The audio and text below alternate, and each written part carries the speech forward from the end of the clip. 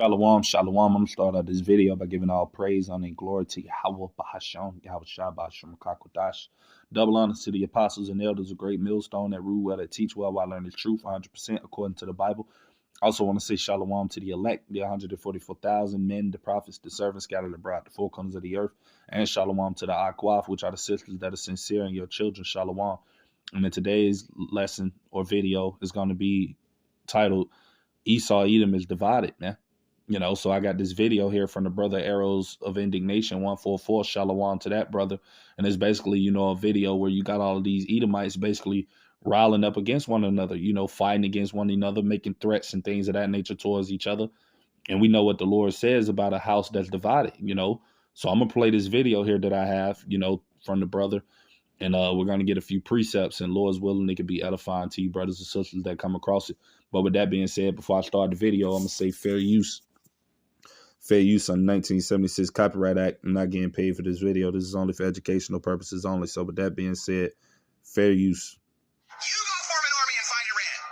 You go to Israel and fight us. We are American people. It's not our problem.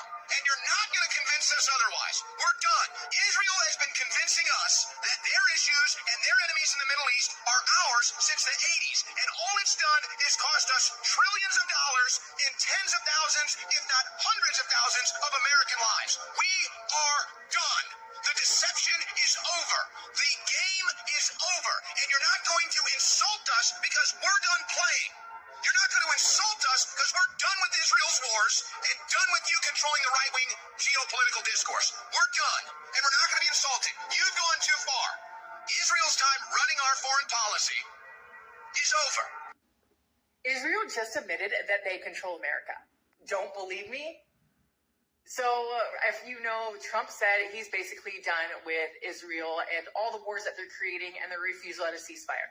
And now he is making a deal with Saudi Arabia that's going to help us with our relationships with Saudi Arabia and securing oil for the American people. Well, Israel is beyond they are not part of this deal. There was nothing that America brought to the table to include Israel in receiving oil. I mean, why should they? And Israel said that this was the straw that broke the camel's back. Now they're saying that if America does not include them in on this deal, or if they aren't happy with the deal that they might get included in on, well, they will prevent it from going through in the Senate. The Senate that is the American Senate.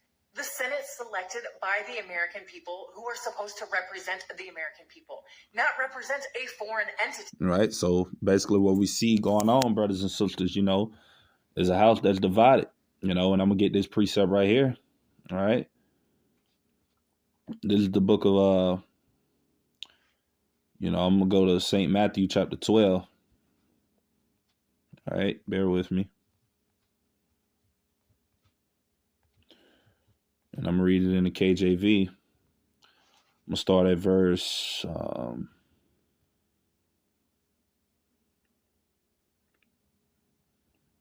going to start at verse 25, and it says, "And Yahushua knew their thoughts and said unto them, Every kingdom divided against itself is brought to desolation, and every city or house divided against itself shall not stand."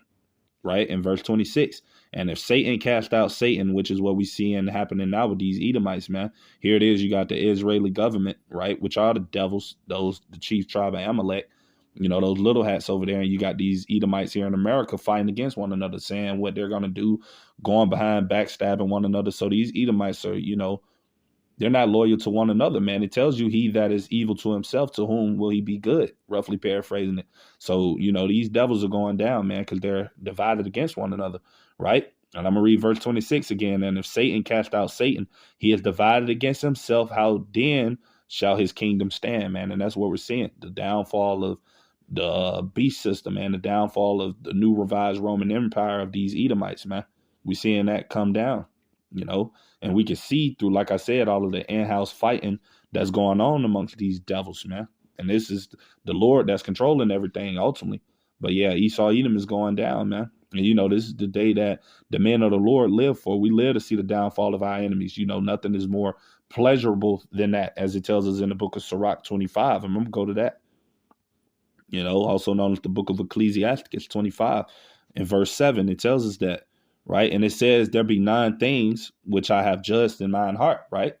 To be happy. And the 10th I will utter with my tongue, a man that have joy of his children, and he that liveth to see the fall of his enemies. And that's what we're seeing, brothers and sisters. We're seeing the fall of these Edomites, man, these so-called white people that are in power, man. We're seeing their queendom fall, man. And it's a wonderful thing to see, man. You know, the water to Yahweh by Shem Yahweh Shah. You know, so I'm gonna get back into this video. You know. And they just came up with a new updated definition of what anti-Semitism is, saying that if you say America is run by Israel, you are being anti-Semitic. But what about when Israel itself comes out and says they are running America? Now is it still being anti-Semitic? Israel has threatened the United States with, quote, unilateral action. That's right. Israel has released a statement over the alleged report that President Trump is going to recognize the state of Palestine. And in the statement, Israel threatened unilateral action against the United States. In the past 3 days, Trump has crossed 3 red lines for Israel. On day 1, he cut all communication with Netanyahu. Day 2, he made a deal with Israel's mortal enemy, Saudi Arabia. And number 3, he will be recognizing Palestine. And today he made it number 4. You see, this is Eden Alexander, an American hostage in Gaza. But Trump made a deal to get him out of captivity. This is a deal that the White House didn't tell Israel about. And they didn't negotiate for any of the Israeli hostages, only the American. This is now the 4th day in a row that the president has gone against Israel. And all it took was 4 days for Israel to threaten the U.S.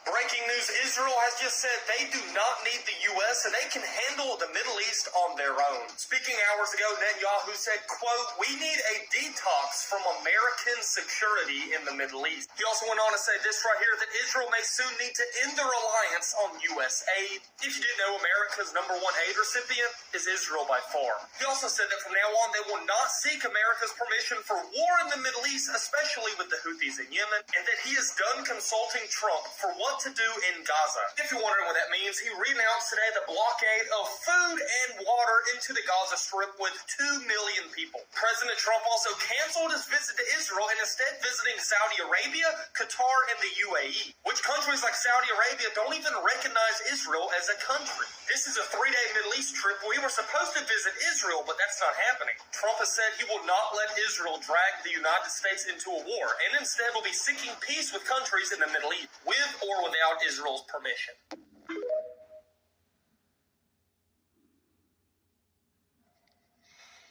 Hey guys, I just wanted to cover this. I don't know if you guys saw this over this past weekend. Trump repeatedly bypasses Netanyahu, stoking dismay. This is among Israelis. This is from the Washington Post. There was tons of reports about this on Friday, Saturday. My Twitter was blowing up, or my X was blowing up, and it was super awesome to be able to see this. If this is a direction that Trump is really going to go with this would be a huge win for Americans. This would be a huge win for America since 1948. If you don't know the history of Israel, go look that up. Go do some research. Research the Balfour Declaration of 1917. Research the Nakba, and understand that Palestine was Israel, or is Palestine was a state. The whole entire land was Palestine. And if you, that's where Jesus is actually from. He's actually from Palestine. He's not from Israel. And, but yeah, this would be a great win for all Americans. This would be a great win for us, so we don't have to do their dirty work anymore. We don't have to fight their war. And we know the Lord's name is not Jesus. It's Yahweh Shah. We don't have to do all the bullshit that they want us to do because they hold our politicians in. Right. So we basically got a gist of what it is that all of these people are talking about, you know. Basically, you know, like I said again, I'm going to get this also in the book of Mark, right? It's going to be the same analogy from Matthew chapter 12, but I'm going to read it in the book of Mark, right? Chapter 3. And I'm going to start at verse 23, but in the KJV. And it says, and he called them unto him and said unto them in parables, how can Satan cast out Satan? right? How can Satan cast out Satan? You got all of these Edomites fighting against one another, casting each other out, calling each other evil and things of that nature when they're all evil. But you see how divided they are, right? And this is verse 24. And if a kingdom, right, the queendom of Esau, Edom, right, his rulership, his power, his structure that he has had over the earth and over the people, right, is divided, right? You got the EU and NATO, they're divided. You got America and the Israeli government. All of these people are divided, man. None of them are on one accord, right? And it says, and if a kingdom be divided against itself, that kingdom cannot stand. Verse 25. And if a house be divided against itself, that house cannot stand, right?